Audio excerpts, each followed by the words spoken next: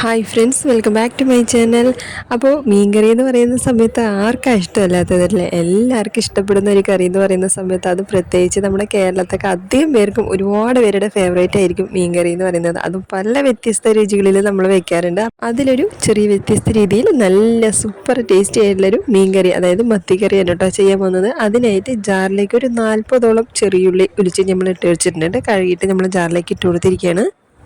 അതിലേക്ക് 1 ടീസ്പൂൺ ചെറിയ ജീരകം, 1 ടീസ്പൂൺ കുരുമുളക്, ഇതും കൂടി ഇട്ടിട്ട് നല്ല ഫൈൻ പേസ്റ്റ് ആക്കാൻ പാടില്ല. നമ്മളൊരു ചെറിയ തരിതരിപ്പോടെയാണ് അടിച്ചെടുക്കേണ്ടത് കേട്ടോ. ഇതിപ്പോൾ കണ്ടല്ലോ, ഈ ഒരു രീതിക്ക് ചെറിയ തരിപ്പോടെയാണ് നമ്മൾ അടിച്ചെടുക്കേണ്ടത് കേട്ടോ. അപ്പോൾ ഇതുപോലെ അടിച്ചിട്ട് മാറ്റി വെച്ചേക്കാം. ഇനി നമുക്ക് കറി വെക്കാൻ തുടങ്ങാം. അപ്പോൾ അതിനായിട്ട് ഞാനിപ്പോൾ കടലെണ്ണയാണ് കേട്ടോ യൂസ് ചെയ്യുന്നത്. നിങ്ങൾ വെളിച്ചെണ്ണയാവുന്ന സമയത്ത് നല്ല ബെസ്റ്റാണ്. പിന്നെ കടലെണ്ണ യൂസ് ചെയ്യുന്നത് മാത്രമേ ഉള്ളൂ.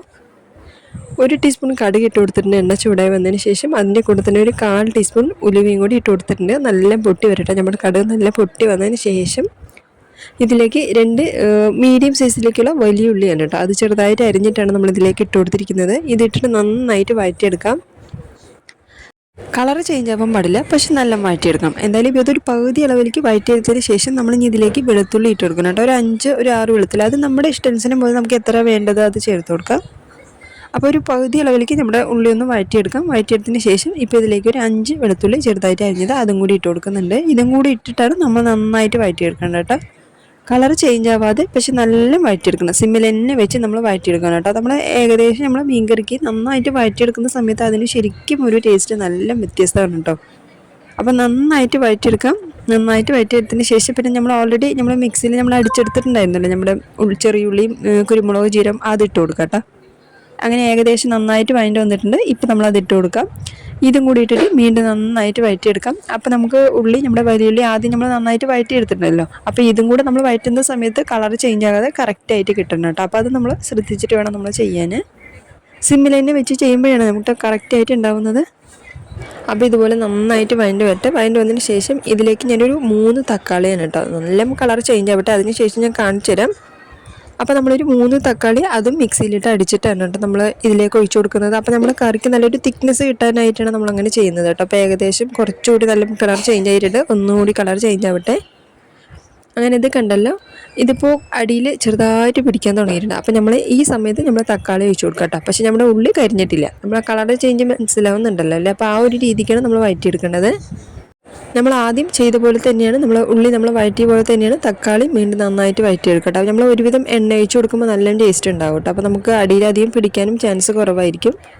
അപ്പോൾ നമ്മുടെ തക്കാളി നല്ല കളർ ചേഞ്ച് ആവട്ടെ, ഒരു ബ്രൗൺ കളർ ആവുന്ന രീതിക്ക് കേട്ടോ. അപ്പോൾ ഒന്നുകൂടി ഇപ്പോൾ നമ്മുടെ ചെറിയൊരു വെള്ളത്തിൻ്റെ അംശം പോലെ ഉണ്ട്. അപ്പോൾ അത് ഒന്നുകൂടി നല്ല ഡ്രൈ ആവട്ടെ. അപ്പോൾ അതുവരെയ്ക്കും നമ്മൾ സിമ്മിൽ തന്നെ വെച്ചിട്ട് ഇടയിലൊന്ന് ഇളക്കി കൊടുത്താൽ മതി. അപ്പോൾ നല്ല കളർ ചേഞ്ച് ആവട്ടെ, അതിന് ശേഷം കാണിച്ചു തരാം. അങ്ങനെ ഇതൊക്കെ ഉണ്ടല്ലോ, നല്ല തിക്ക് പേസ്റ്റായിട്ട് കിട്ടിയിട്ടുണ്ടല്ലോ. അപ്പോൾ ഇതുപോലെ നമ്മൾ ചെയ്യുമ്പോൾ ശരിക്കും നല്ല ടേസ്റ്റ് ഉണ്ടാവും കേട്ടോ. ഇപ്പോൾ നമുക്ക് മസാലപ്പൊടി എന്ന് പറയുമ്പോൾ 2 ടീസ്പൂൺ കശ്മീരി മുളക് പൊടി ഇട്ട് കൊടുക്കുന്നുണ്ട്. കൂടെ തന്നെ സാധാ മുളക് പൊടി. അപ്പോൾ രണ്ടിനും ആ ഒരു കളർ വ്യത്യാസം നിങ്ങൾ കണ്ടില്ല. അപ്പോൾ ആ ഒരു കളറിന് വേണ്ടി മാത്രം ഞാൻ യൂസ് ചെയ്യുന്നത് കേട്ടോ. നിർബന്ധമൊന്നുമില്ല കേട്ടോ. നമ്മൾ സാധാരണ വീട്ടിൽ വയ്ക്കുന്നവർക്ക് ഇപ്പോൾ നമ്മൾ വീഡിയോ ഒക്കെ ആയിട്ട് വേണ്ടിയിട്ടാണ് നമ്മൾ ഈ ഒരു മുളക് പൊടി നമ്മൾ ഇട്ട് കൊടുത്തത്.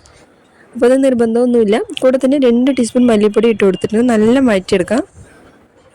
വെള്ളം ഒന്നും ഒഴിക്കണം. നമ്മൾ സാധാ പുളിയാണ് കേട്ടോ. നമ്മൾ മറ്റേ കുടംപുളി ചേർക്കുന്നില്ല, സാധാ പുളിയാണ് നമ്മൾ ചേർക്കുന്നത്. അപ്പോൾ നമുക്ക് പുളിവെള്ളം ചേർത്ത് കൊടുക്കാം കേട്ടോ. അപ്പോൾ നമുക്ക് എത്ര കറിക്ക് വേണ്ടത് അതിനാവശ്യാനുസരണം പോലെ തന്നെ നമ്മൾ പുളിവെള്ളം മാത്രം ചേർത്ത് കൊടുക്കാം കേട്ടോ. നമ്മൾ സാധാ വെള്ളമായിട്ട് ചേർക്കുന്നതിന് പകരം നേരെ പുളിയിൽ തന്നെ പുളി നമ്മൾ പിഴിഞ്ഞെടുക്കുമല്ലോ. ആ സമയത്ത് തന്നെ നമുക്ക് കറിക്ക് എത്ര വെള്ളം വേണ്ടത് അത് ആവശ്യാനുസരണം പോലെ നമ്മൾ പുളിവെള്ളത്തിൽ തന്നെ ചേർത്തിട്ട് ആ പുളിവെള്ളം മാത്രമായിട്ട് ഒഴിക്കുക കേട്ടോ. നമുക്കിപ്പോൾ തനിച്ച് വെള്ളം ചേർക്കുകയാണെങ്കിൽ കുഴപ്പമൊന്നുമില്ല, പക്ഷേ ഇങ്ങനെ ചെയ്യുമ്പോൾ ഒരു ടേസ്റ്റാണ്. അപ്പോൾ അതുകൊണ്ട് ഞാനങ്ങനെ പറഞ്ഞതാണ്. അപ്പോൾ നമുക്ക് കറിക്ക് എത്ര വെള്ളം വേണ്ടത് അതിനാവശ്യാനുസരണം പോലെ ചേർത്തിട്ടുണ്ട്. ഇപ്പോൾ ഒരു 1/4 ടീസ്പൂൺ മഞ്ഞൾപ്പൊടി ചേർത്ത് കൊടുത്തിട്ടുണ്ട്. കൂടെ തന്നെ ഒരു 3 അല്ലെങ്കിൽ 2 പച്ചമുളകും കൂടി ചേർത്ത് കൊടുക്കാം.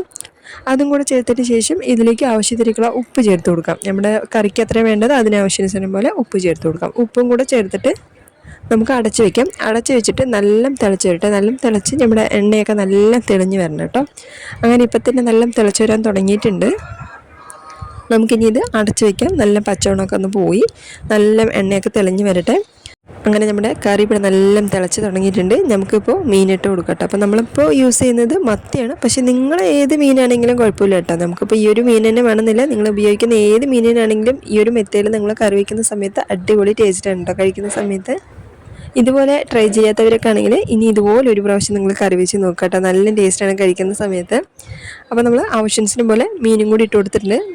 മീനും കൂടി ഇട്ട് കൊടുത്തതിന് ശേഷം ഒരു 2 മിനിറ്റ് നമ്മളൊന്ന് അടച്ചു വയ്ക്കാം. അതായത് മീൻ വേവാനുള്ള സമയമാണ്. അപ്പോൾ 2 മിനിറ്റും കൂടി നമ്മൾ അടച്ചു വയ്ക്കുന്ന സമയത്ത് നമ്മുടെ കറി ഒന്ന് നന്നായിട്ടൊന്ന് വറ്റുകയും ചെയ്യും, നമ്മുടെ മീൻ നല്ല വെന്ത് വരികയും ചെയ്യും കേട്ടോ. അങ്ങനെ അതിന് ശേഷമാണ് നമ്മളിപ്പോൾ ചെറുതായിട്ടൊന്ന് ഇളക്കി കൊടുക്കട്ടെ. നമ്മൾ ആ കറി റെഡിയായി കഴിഞ്ഞാൽ നമ്മൾ ഇടയ്ക്കിടയ്ക്ക് ഇളക്കി കൊടുക്കാൻ പറ്റില്ല. അപ്പോൾ ചെറുതായിട്ടൊന്ന് മീൻ ഇട്ട് കൊടുത്തതിന് ശേഷം ചെറുതായിട്ടൊന്ന് ഇളക്കി കൊടുക്കാം.